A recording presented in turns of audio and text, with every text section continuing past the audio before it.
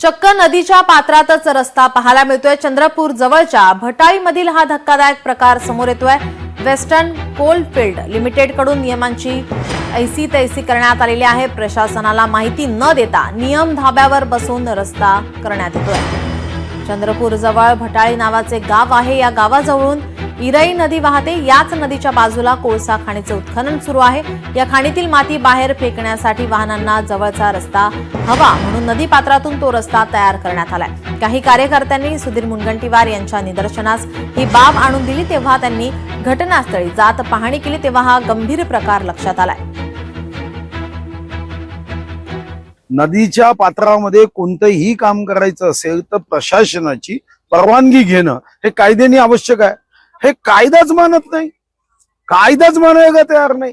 आणि मातीचा तिथं जो काही रपटा तयार केला, मग त्याच्यात पाईप तर टाकायला पाहिजे होते, पाईप सुद्धा टाकले। मी आता जिल्हाधिकारी महोदयांच्या कानावर टाकलं की कमीत कमी आपल्या देशामध्ये एक भारत सरकारची यंत्रणा कायदे पायदळीत उडवत असेल।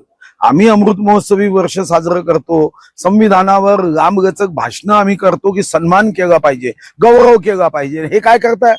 यांच्यावर काही कारवाई केली पाहिजे। लोकशाही मराठी ऐका, पहा, जागरूक रहा।